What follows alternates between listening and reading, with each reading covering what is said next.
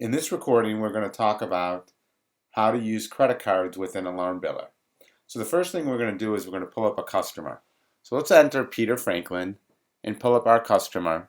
And you notice the customer window screen appears. So let's take off and start with looking at credit cards. So let's talk about adding a new credit card. Simply click on the credit card tab, choose the new credit card option. You can see we already have one credit card on file for this customer. Now, since this is test data, real data, we cannot just go create a credit card. So I'm just going to show you how to do it. We could click on the Use Customer Address Information, choose our credit card type, enter the credit card holder's name, and then we'll choose and enter in the credit card number. Because this is live data, we can't really add one here, but we'll enter in our expiration date, choose a description if we have it, and if this customer we want to set up for auto recurring, we just simply choose the auto recurring option, and then we could choose which day of the month we want to process that. Now I won't click save here, I'm just going to close this window, but that's how easy it would be to actually create a new credit card. Here we're going to edit an existing credit card and just enter that credit card that we've already created. And you notice once you create the credit card, you will never see the credit card number again. That's because AlarmBiller is a PCI compliant application and you can never see a credit card once it's created. If we need to change the auto recurring date, we could do that. Choose close or save if you want to see that. And you notice we could see the last 4 digits within the credit card number. If we want to create an e-check, just do the same thing. Under e-check, an e-check is for an automatic ACH payment. Choose whether it's a credit card, a checking account, or a bank savings account. Enter in the account information. Again, if you want to use this for auto recurring, we can do that. Remember, only one credit card or bank account could be used for auto recurring at any one time. Now, let's go ahead now and create a new transaction. We could do that right from here by choosing new transaction.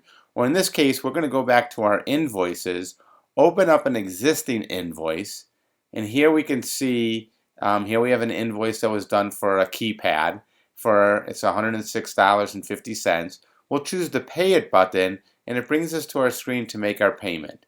Now when we pay using credit cards, we can either do it pay by invoice or on account.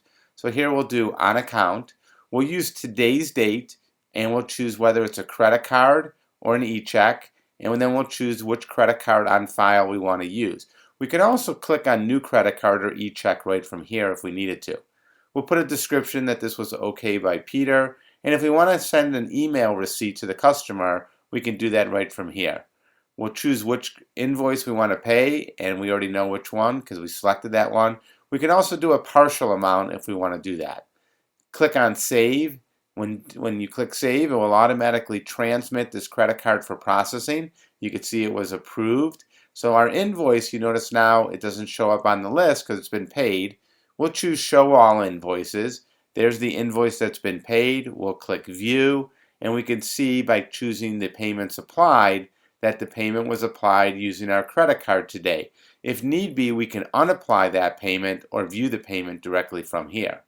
So now let's go back in here, and this time let's just take a quick look at our payments under our payment tab, and again we can see the payment history from here as well.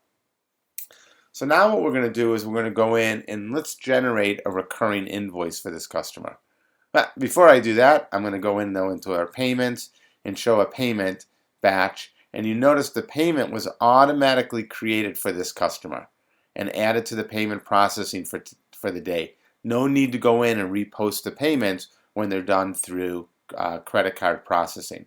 So now let's generate our recurring invoice, and I only have one invoice to do right now. It's for that same customer. We could drill down and we could see the details, but we're going to do a quarterly invoice for this customer. We'll choose Finish Processing Invoice to post that invoice. So here we could pick our invoice date and any memo we want to appear on there. That's our default memo we set up under our setup. We'll post this invoice to the customer's account, and you can see the recurring invoice has been created. Now, to generate the credit cards, we'll have to choose the process, but you notice if we go back to the home screen, under our notification center, it tells us we have one credit card to process. When you see that, just click the Payments tab, choose the Open tab, and you'll see all the credit cards that need to be submitted. You could individually submit a credit card or e-check by just choosing submit, or click the submit all and it will submit all the transactions at once. Once we do that, you'll see it will come up and tell you which transactions have been applied correctly and approved and which ones have not. And we could jump back into our payment batch and actually see that it automatically added that transaction to our payment batch for today. Now all we need to do, we're going to go back into the customer. So let's go ahead and choose our customer, Peter. And when we look at the customer, you'll notice we won't see the open invoice. So let's go ahead and choose Show All Invoices. And there was the invoice on the bottom that we just created for the recurring invoice.